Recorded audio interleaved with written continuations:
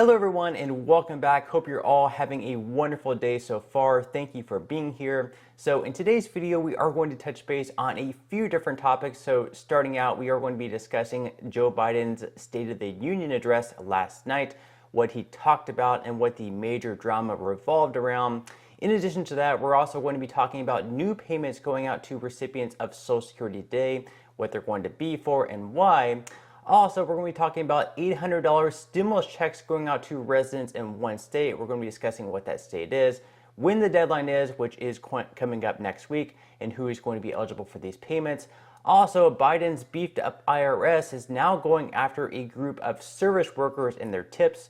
We're going to be discussing that and why they're doing it.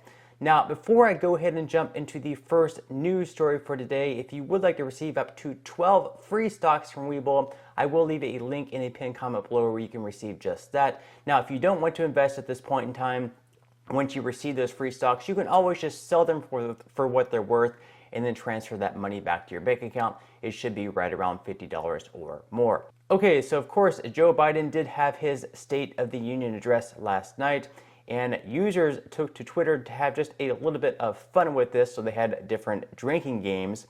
One person pointed out that we could have a drinking game where we would be taking a shot every time you hear, "You think I'm kidding? I'm the guy."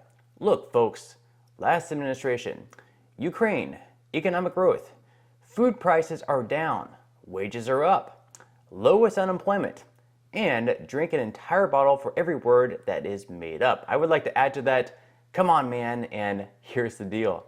So I have to wonder how many people ended up very, very drunk last night if they actually followed through with that drinking game. Probably didn't make it very far in. Alrighty, so moving on here, we have Biden's IRS plan to crack down on waiters' tips.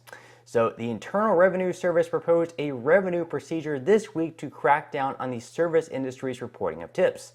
The Service Industry Tip Compliance Agreement program would be a voluntary tip reporting system in which the IRS and service industry companies cooperate, according to the announcement on Monday.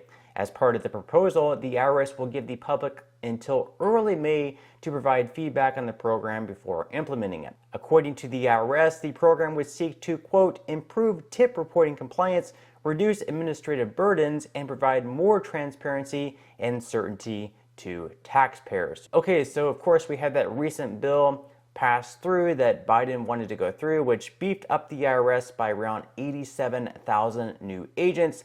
And Democrats and Biden were saying, well, these agents are going to be going after the richest of the rich, Jeff Bezos, these billionaires who are, trying to pay less in taxes. Well, apparently we aren't going after billionaires here. We're going after service workers, waiters, waitresses, and their tips.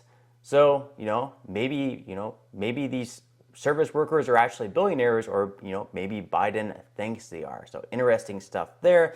Now, in a recent poll by CBS, they're asked a few different questions, so you can see here. Are Biden's policies making your own family's finances better or worse? 18% said better, 49% said worse. Are Biden's policies making political division better or worse? 19% said better, 50% said worse. And finally, are Biden's policies making illegal immigration better or worse? 21% said better, 51% said worse. So let me know in the comment section below what you think about that and how you would have answered that. Now, with all this in mind, of course, Biden did have his State of the Union address last night, and these are taking place every single year. So basically, the president tries to highlight the accomplishments, what they had in the past year, as well as things they would like to see happen within the next year. Now, of course, whoever listened to this speech or whoever, has looked at Biden over the past year and really judged him, I guess, fairly, depending on who you ask, you'll probably get a little bit of a different answer. So for Nancy Pelosi, for example, this is her thoughts on how Biden's presidency has gone so far. Joe Biden is a person of vision, knowledge, judgment, strategic thinking to get the job done. He was a remarkable 2 years, and again, connects very empathetically with the American people. So I hope he runs. I'm for him if he runs. And I know that the Democrats will fully embrace him. If he runs, it's over. He made it clear we have much more to get done. We didn't finish our job, but we really went down the path in a way that demonstrated that he's a president with great judgment. Sometimes that judgment comes with age. So for Nancy Pelosi, I guess it has been a remarkable 2 years. Joe Biden has great judgment, and she says that great judgment sometimes comes with age. Let me know what you think about her thoughts in the comment section below. Now, of course, during the State of the Union address, there was some drama that took place. Joe Biden made some comments about Social Security and Medicare, which Republicans heavily booed. Now, this has been sort of a talking point by Joe Biden and Democrats over the past couple of years. They've been saying that Republicans want to cut Social Security and Medicare, even though lately we've had numerous Republicans, including the House Speaker and Kevin McCarthy, saying that Social Security and Medicare are going to be off the table in terms of cuts whenever they're trying to balance the federal budget. But of course, he did come out and he said that Republicans want to sunset Social Security and Medicare, and this is the reaction from Republicans. Watch. Take the economy hostage, I get it, unless I agree to their economic plans. All of you at home should know what those plans are. Instead of making the wealthy pay their fair share, some Republicans want Medicare and Social Security to sunset. I'm not saying it's a majority. Let me give you, anybody who doubts it, contact my office. I'll give you a copy. I'll give you a copy of the proposal. That means Congress doesn't vote. Well, I'm glad to see you. No, I tell you, I enjoy conversion. You know, it means if Congress doesn't keep the programs the way they are, they'd go away. Other Republicans say, I'm not saying it's a majority of you. I don't even think it's even a significant, but it's being proposed by individuals. I'm not politely not naming them, but it's being proposed by some of you. Look, folks, the idea is that we're not going to be moved into being threatened to default on the debt if we don't respond. Folks. Okay, so here we have Joe Biden saying that some Republicans, not all of them, but some of them want to see Social Security and Medicare sunsetted. Now, this is actually partially true. Rick Scott did have a plan in terms of balancing the budget where all programs, yes, including Social Security and Medicare, would turn into sort of like discretionary spending, like our defense spending, and a lot of other things are discretionary where we have to renew them every single year. Yes, that would be Social Security and Medicare every year or every 5 years. So every year or every 5 years, Social Security and Medicare would have to be renewed under Rick Scott's plan, but everything else would as well. So you're kind of grouping everything together and then just saying that Social Security and Medicare need to be renewed every single year or every 5 years. They're trying to say that they're wanting to cut it. So even if they had to renew Social Security and Medicare every year or every 5 years, I'm 99% sure they would end up renewing it at the current levels or even higher, just because the two programs are very, very popular. And if they decided to not renew it, they would get a little, not a little, but a lot of political backlash. It's something that both parties would get behind. So, you know, basically this Rick Scott's plan, it's not going to happen anyways, where they have to renew every single program. It's not going to happen. So it's nothing really to worry about there. And even if it did happen, like I said, Social Security and Medicare would end up getting renewed every year or every 5 years.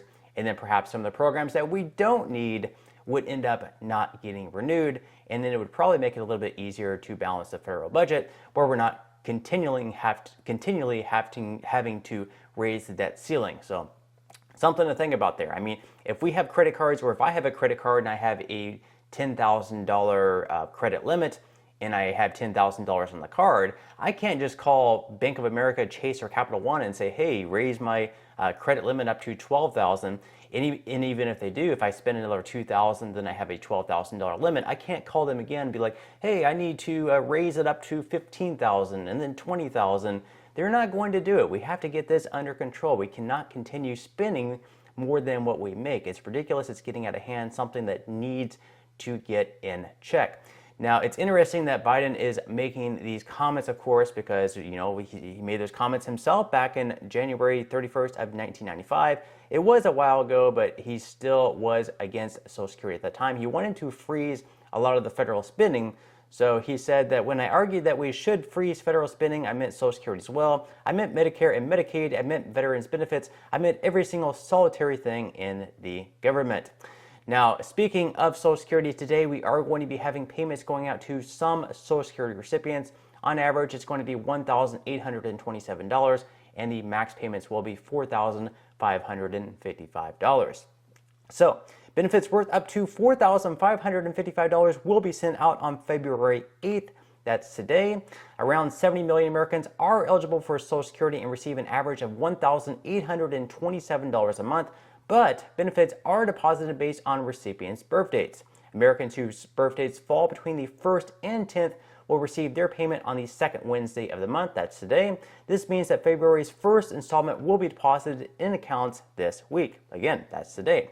So the maximum benefit Americans can receive is $4,555. The COLA increased to 8.7% in October last year, its largest rise in more than 4 decades. It helps Americans combat inflation, which has left many low earners struggling to buy essentials. But a poll conducted by the Motley Fool in December revealed that at least 55% of Americans believe that the COLA rise was not enough. Meanwhile, less than 4 in 10 people thought the figure was about right. 2% of those surveyed thought the COLA was too much. I wonder who those 2% of people are, while 4% did not understand it. A whopping 85% of retired Americans had noticed the impact of inflation in their wallets. Millions of Americans rely on Social Security payments to make ends meet, but the Congressional Budget Office is projecting that the SSA's funds will be exhausted by 2033. The agency may struggle to pay full retirement benefits in the long run.